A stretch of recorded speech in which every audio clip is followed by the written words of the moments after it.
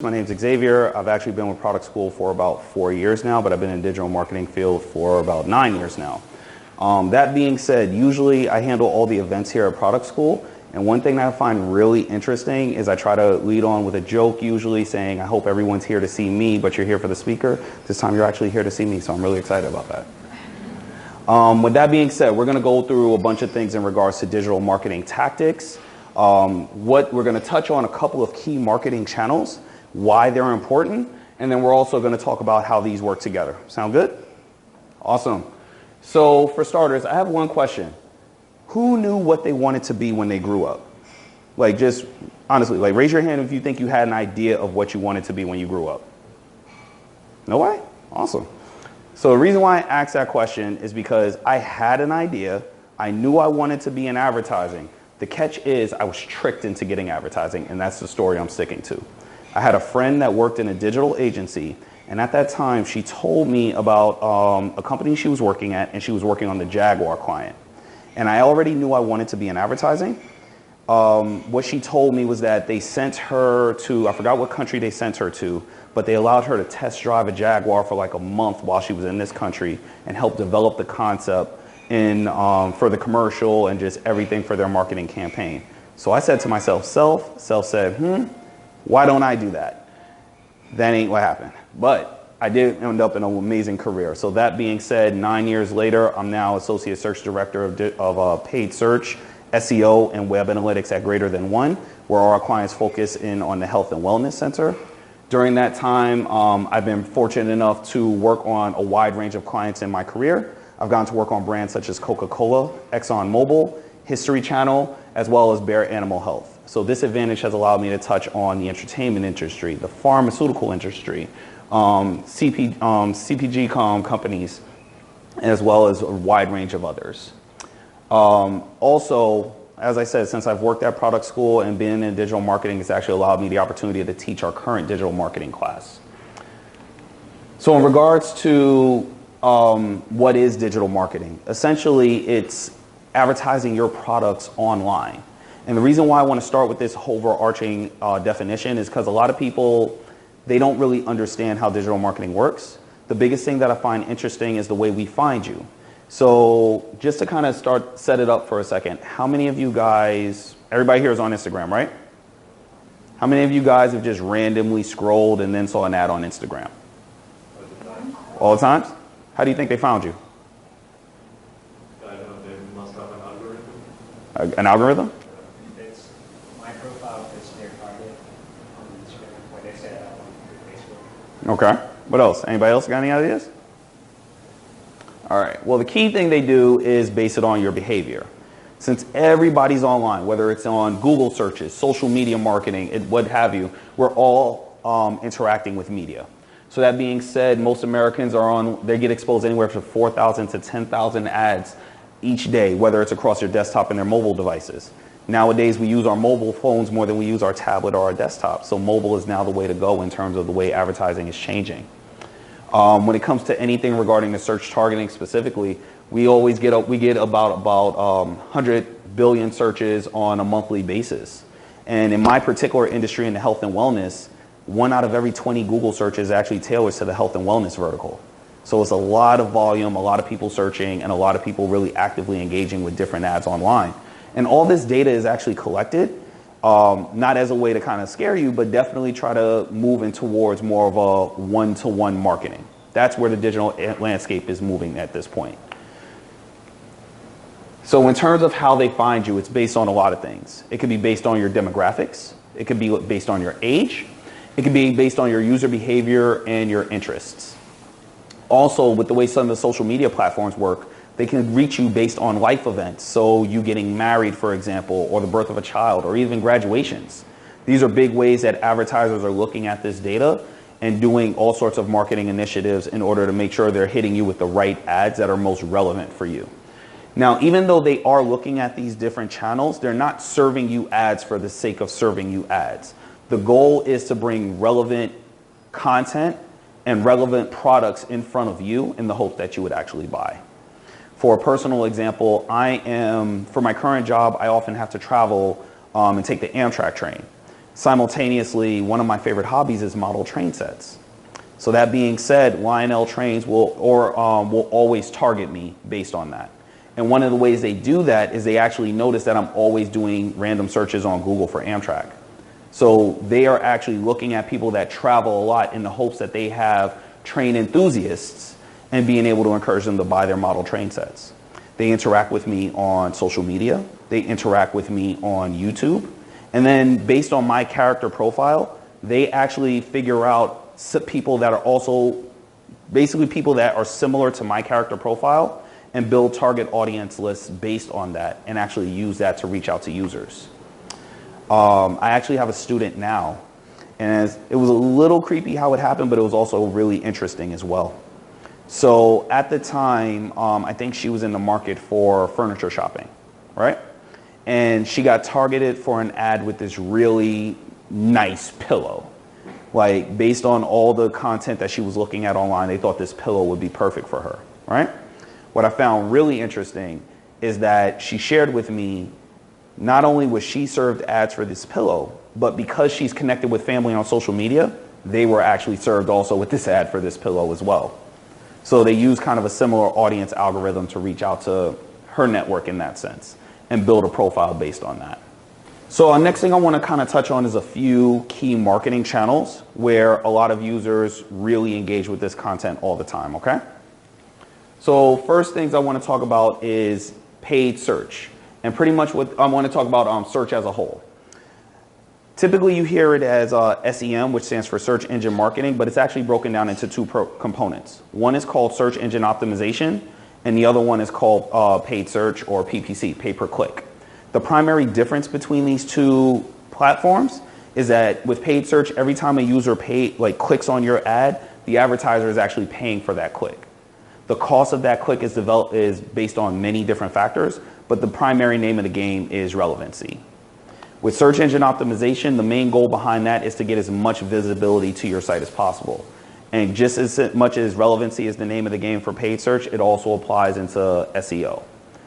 Another major difference with SEO and paid search is that it actually takes a lot longer to get your results to the top of these search engines with SEO when compared to paid search. This is based on several major factors, but two major ones that I can highlight are A, the content of your site. And the reason why that's important is because the search engines are trying to make whatever results they show need to be as relevant to whatever the user is searching for online. Make sense so far?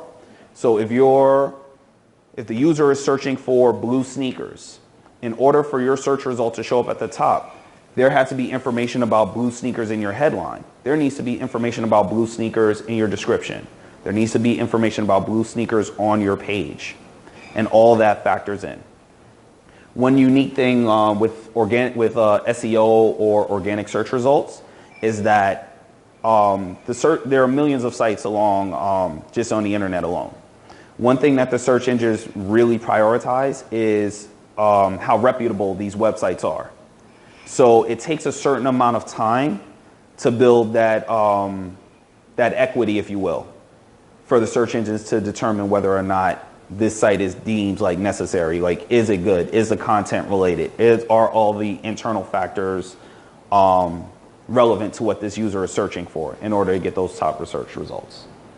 Let's say I'm Nike, right? And let's say, can somebody give me the name of another shoe company? Adidas, perfect. So let's say you're Adidas. And we're bidding on the term Nike sneakers, okay? Let's say I'm willing to pay $2 a click, but you're willing to pay $4 a click. Now, yes, you're bidding higher than me, so by typical standards, you would expect to be in a higher position than me, correct? However, my keyword, Nike sneakers, my ad has the word Nike in it, and I'm driving to a landing page that has Nike-related content, where you're driving to the Adidas one. Because of that relevancy, and there's another term that we use to define our relevancy for paid search called quality score, which is based on a scale of 1 to 10. The higher the quality score, the more relevant your keyword is in your ad and your landing page. Because my quality score will most likely be higher than yours because it's more relevant to the search query, I'm going to pay less than you and probably still end up in a higher position. When I started my career, I actually got flagged by Google for excessive punctuations. So those are things to consider when you're developing your ads. It can also be a case that relevancy, again, being the key thing. If your keyword might have low search volume, or even if your keyword has a lot of search volume, there could still be a case where because your quality score is so low, your ad may not even show for it. Another major factor as to why your ad may not show is because of budget limitations. Let's say your budget for the month is $3,000 a month. So if we divide it evenly over the course of 30 days, your budget would be, keep me honest guys, essentially $100. I'm terrible at math without Excel. All right, so with that being said, let's say if you decide, okay, this $100, I want it to fly it out evenly throughout the day, right? Ideally, every time a user searches for whatever your product is, you want to make sure your ad is there. However, Google is trying to ensure that they spend your budget responsibly, and Bing is doing the same as well. But with that being said, because they're trying to maintain your daily spend, your ad might not show at every single time of the day. I've also seen cases, because there's also another setting with paid search campaigns, where you can actually want your ad to show immediately right throughout the day rather than flight evenly. The good side is you're getting as many eyes on your ad as second users are searching for it. The downside is, depending on your budget limitations, you can exhaust your budget very early. So if you have a limited budget and you want to show right away, and a lot of users aren't searching for your product at midnight, or maybe they are searching late at night, but by the time you get to the morning hours, your ad's not going to show because you exhausted your daily budget. So these are all factors when you're managing some of your campaigns. When it comes to ads, usually it's involving a lot of A/B testing when you're evaluating your keyword, your ad, and the page you're driving to. So in the Nike sneaker example, let's say instead of saying Nike sneakers specifically, the term is blue sneakers, right? If your keyword, your ad, and let's say your ad is just, hey, we have blue sneakers 25% off, and that's your ad. That's great. But what if your ad said, hey, we have blue sneakers 25% off, learn more now? Which ad do you think will be more engaging for the user? Exactly, because you're including a call to action. So that's one way you can kind of optimize your campaigns, include a call to action in your ad copy. And it gives that incentive for the user to act at that moment, to take whatever action you want. All right. So we talked about how paid search works. We talked a little bit about quality score. Biggest reason why it's one of the best drivers, of course, is because it's intent-based. You're getting users right when they're looking for you. So this is always something I would recommend for any digital marketing tactic. But I wanted to start with this one first because it's going to go into an overall example we're going to talk about. We also talked about SEO, search engine optimization, earlier in that organic search results. One way that the market is changing now is that voice search is becoming more of a thing. Okay? So how many of you guys have like a Google Home or an Alexa at home? Okay, better question. How many people team iPhone? I knew I would see more hands if I saw that. All right, reason why I asked, because you're using products like Siri to like, hey, what's the weather, or where's the nearest CVS? This is becoming more relevant for advertisers now. We're able to do it from an organic standpoint, and a lot of it has to do with different codings and different other things that are incorporated into our overall website. But voice search is becoming something new that digital marketers are paying a lot more attention to. I've primarily seen this mainly with companies such as Domino's, who do digital advertising for some of their products. They've worked in with other different products as well, and it's just becoming a newer thing. So when I have more information, feel free to check us out at our future events, and I'll be able to talk to you about that. Shameless plug, by the way. Another thing I want to talk about is YouTube. Everybody's on YouTube, am I right? Awesome. How many of you guys have YouTube channels? Okay, perfect. YouTube is right now considered the second largest search engine. More people are on YouTube looking at video content all the time. YouTube is kind of like that in between a search engine and a social media platform. I more so consider it a social media platform, but it's that nice hybrid. And as a result, you want to make sure you're getting users to align with your video content. From a paid perspective, an awesome thing about YouTube is that you can use this as a method to drive traffic to your website. So a lot of marketers are using that. A lot of ways that you're targeted on the YouTube platform are through your interests. So I mentioned earlier how I'm interested in model train sets. That being said, any hobby-related advertiser is more likely to market to me. When I used to work on the entertainment industry, I would always target different shows or different things that people will be different things that people will be excited about in relation to that content. And as a result, my ads would show up. There are several different ad formats from a paid perspective that you can leverage with YouTube. Some are similar to search, where you can type in the actual intent of the video and get it to show up, where others are more videos that you see, like you ever look for a YouTube video and you get that little ad in front and you can skip it in the first 5 seconds. That's another form of YouTube advertising that a lot of advertisers use. One of the companies I worked with was Microsoft, and YouTube was one of my favorite platforms to promote from a digital perspective. At the time, I was working on the Xbox client, and the exciting thing about it was a lot of our campaigns, I was able to do a lot of special targeting in that point.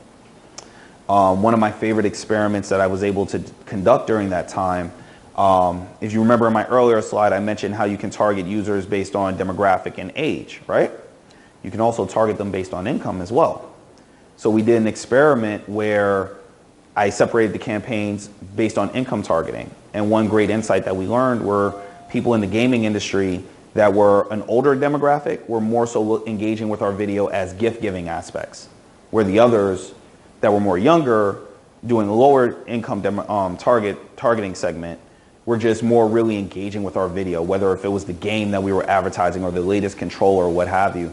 Those users were more so engaging then. So we got some excellent learnings, and we were able to take this and refine our messaging for future campaigns when we were trying to figure out which audience we wanted to market to. Depending on the ad format that you're using on YouTube, it can be quite expensive. It really varies, but there are some moderate in the range of expenses. What I would always recommend from an advertising perspective, start with a YouTube channel. The goal is to get subscribers to engage with your content, and that's a free way, I guess you could say, to get your brand out there. And then as more investment, as you're able to allow yourself to invest, then start looking at different types of YouTube targeting. Another thing that I wanted to add to this is that all these methods that we're talking about now are all integrated. So that way you can use learnings from YouTube and apply them to your SEO campaigns or your search marketing or your paid search campaigns. So there are a lot of ways that these kind of metrics are integrated, and you can take future learnings and apply them to one or the other. Okay? So YouTube ads are, I don't necessarily they are part of like the Google Ads like suite. I wouldn't necessarily call it display network. They do have a display functionality. So there are, as I mentioned before, there are various different types of ad formats where some could have a display functionality. So that's why I'm always a little careful of categorizing it. I would just say it's part of the Google Ads suite, but there are different components that you can leverage before they necessarily fall into that category. So it's more common to just get the advertisement directly from YouTube. Yeah, I wouldn't take away from other vendors. So depending on other vendors that you may work with, they might have some advanced targeting options, which I'm actually going to go to a little bit later in the slide, okay? But there are different methods to doing it direct yourself versus working with a partner that might have access to different inventory that you might not have necessarily thought of. All right, social media. We're all on social media. Everybody has at least a Facebook, has at least an Instagram. How many people Twitter? Oh, tweet, I'm sorry. Clearly I don't tweet because I called it how many people Twitter. Nobody has a Twitter? Oh, wow. You have a tweet? I actually feel like not alone because everybody here has a Twitter handle at least? Okay. I don't have a Twitter handle, so maybe I'm that weird. I'm the unicorn in the group that doesn't have a Twitter. Reddit? Huh? Do you look at Reddit? No. Yeah. Yeah, I literally, Facebook, YouTube, LinkedIn. That's all I do. Oh, and Instagram. That's it. But with that being said, a lot of marketers use YouTube to reach the audience. Everyone is there. So of course, that's a great way for brands to really get users to engage with their content. Some do it through basic social media posts. Some do it through putting out ads on their YouTube channel. One of my favorite personal, I remember at one point I was trying to revamp my wardrobe. Clearly I haven't finished yet. But with that being said, I found a YouTube page, and it was basically tailored towards different type of styles for African American men. And as a result, because I was looking at this content, other brands then started targeting me with their stuff. So after a while, I started seeing ads for new shoes, new belts, new shirts. And I'm like, they got me. So now these advertisers are basically building audience lists based on my interests, based on certain pages that I will consume, and using that as an opportunity to earn my business. One unique thing about social media that I really enjoy is that they allow you to target life events. So have you noticed around graduation time, or even still, we have Memorial Day coming up. How many of you guys have seen a Memorial Day ads on your social media? A couple? Endlessly, exactly. How many people in his room are car owners? I know we live in New York, but how many people are car owners? Okay. One form of marketing that a lot of that they do in the auto industry is in-market audience. So basically, if it seems like based on your activity, you're looking at cars, they're going to keep targeting you. And depending on their buying process, how long they expect the average customer to buy, usually dictates on how often they'll retarget you to just try to get you into the dealership. I've also seen forms of advertising where location is a huge factor. And because it's such a huge factor, I've seen cases where, let's say if I'm looking for a nearby McDonald's. Clearly there's one on every block, but let's pretend I don't know where a nearby McDonald's is. I've seen cases where, because I did this Google search, not only am I being targeted at the zip code level and I'm being directed to the nearest McDonald's, but they're able to tell based on the foot traffic in their office, in their location, if I came into that McDonald's based on my Google search versus being a regular employee. And I'm saying this again, not to scare you on how targeting and tracking and all that kind of stuff works, but I say this to say that brands are starting to get smarter on how they market to audiences. And as I said before, it's moving to a point where it's one-to-one marketing. So how all these work together? All right, we talked about social media, we talked about YouTube, and we talked about traditional search with Google and Bing. So how do these work together? So I'm going to pull up a video.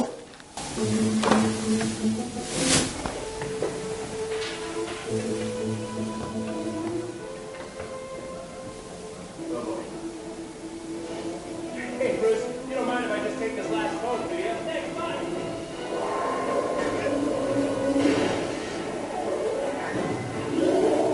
Oh, you do mind? Sorry! Kind of. Hey, big hand, not through. There. Nice. Awesome. Okay. Wow, so angry.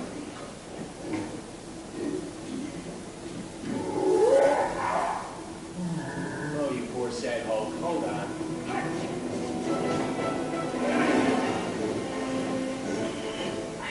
Wow, you have the greenest eyes. All right. So the reason why I wanted you guys to see this example, we talked about a lot about targeting and how it all comes together. This was an ad that ran during the Super Bowl, I want to say 2015, 2016, when Avengers Age of Ultron came out. And the cool thing about it is my team at the time, we ran an initiative where we wanted to get more exposure for Coca-Cola, and they were running this commercial during the Super Bowl. Our goal was to get a certain amount of traffic, but also promote a contest that Coca-Cola was doing at the time surrounding their limited edition Marvel Coke mini cans. And there was actually a contest involved where if a user followed the clues and everything like that, they were able to actually win like a certain prize amount and some more of these limited edition cans. But one thing that we did was, remember how with paid search I talked about keyword targeting? One thing that was in the video was that in the beginning when they say it's in Bruce Banner's office, it actually gave a longitude and latitude. And the reason why that was important is that we actually did keyword targeting that longitude and latitude in the video, expecting that people would actually search it in the hopes of maybe finding if that's where the prize is. So we embedded a clue in the video so the users can do that. Of course, we did branded keyword targeting, focusing on Coca-Cola related keywords. We also highlighted the aspects of the Super Bowl as well. But one unique form of targeting that we use is something I like to call trend targeting. I honestly do not remember the technical name, so if I coined it, I hope I get a cookie for it later. But with that being said, whenever certain topics started trending, for example, the Super Bowl, we were actually able to optimize our campaigns in real time to get as many eyes on the prize for anyone that was actually doing like hashtag Super Bowl and then targeting them in that manner. So there is hashtag targeting in different terms of social media, but this one allowed us to really focus on really trending hashtags and really amplify it in that sense. So we did this between traditional search, YouTube, and social media. So all three of our teams were working together at that point to really execute on this initiative. We got a fair amount of traffic taking advantage of a live event, because I think it's safe to say everybody is, if they're not watching the Super Bowl to enjoy the game, they're watching for the commercials. So as a result, we saw an extreme amount of volume to the site, and then it got more users really interested in Coca-Cola. We were able to build audience lists based on this information and actually use it for future initiatives, thinking, okay, they're already interested in Coke now. Maybe there's an opportunity if a new Coke flavor comes out later on down the line, maybe we can reach out to these same users, hit them with a unique messaging like, hey, you liked this before, why don't you try this new flavor? These are different tactics that marketers are using on a day-to-day basis to understand the user now and try to give them more of that tailored experience. Machine learning is becoming more and more of a factor, as well as a lot of automated processes on how we optimize our campaign. At the end of the day, that human experience is still going to be necessary because you're thinking of new ways to really reach out to audiences. But overall, these type of initiatives are what marketers are doing on a day-to-day. And educating brand teams on how this works and what audience they need to focus on and where they're more likely to find their most money usually what helps us along the way. For anyone that's not familiar, there are about 3 to 4 different match types based on whatever keyword you might use. So let's use the term blue sneakers as an example. The first match type we're going to talk about is phrase match. So let's say if I'm looking for a term, let's say if I type in find blue sneakers near me. Because the word blue and sneakers are in that order, we will match for that term, and the user is likely that our ad would then show.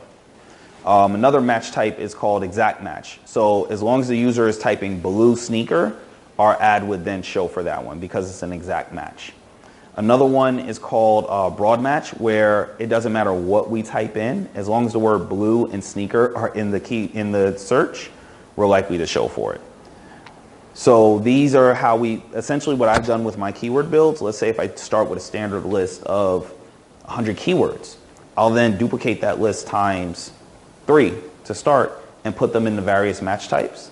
And I'll break them out into separate campaigns so that way I can control their budgets. This allows me more control of how much I'm spending on a daily basis, and allows me an opportunity to cast a wide net to see what users are actually searching for. And it'll help me find maybe additional keywords I might want to consider using for my campaign in order to drive that audience and traffic to my website. Another benefit about this is that it allows me to also find stuff that I might not want to show up for, something called negative keywords. Let's take the term online school. I think it's safe to say that there are a lot of inappropriate stuff that can be combined with school. So with that being said, I do a report called Search Query Reports, which allows me to essentially see what my keywords are mapping to when a user is searching. And if I see something that's a bit unsavory, I can then put that in something called a negative keyword list to ensure that my ad doesn't show up for that. And you can do the same thing with targeting options as well. You could do the same thing with maybe there's a particular form of content I don't want my ads associated with or showing next to. Maybe there is a particular audience that this specific type of user is not the best user for my brand. So I want to stay away from that. You can exclude that segment audience from your campaigns. And these are things that my team and I are looking at on a day-to-day basis. So before I leave you guys today, because I got to make a couple of key takeaways. First major thing, as I said, Google advertising is moving to a one-to-one marketing platform now. There are some existing tools that are amazing that really help for that. For anyone that's managing a paid search campaign, there's something called dynamic keyword insertion, where essentially this ad takes elements of what exactly the user is searching for and puts it in the ad so it's more tailored, more relevant to what the user is searching for. A lot of the search engines themselves are making more interactive ad formats to encourage users to click more, which really helps with our click-through rate and really helps with our overall engagement. And And a funny story, there was an ad format that Google used to have. It's no longer applicable anymore. They got rid of it, but it was one of my favorite ad formats. Essentially, I used this when I was when I was working with entertainment-based clients, and it was something called a Google Media ad, and it was great for movie trailers. And literally, you would have your initial headline, and you would have your description. The user could still click on it, but it actually had the full movie trailer there. So if you were an advertiser that was looking to get as many video views as possible on your site, it was an amazing platform for anyone that was doing like movie trailers, anything like that.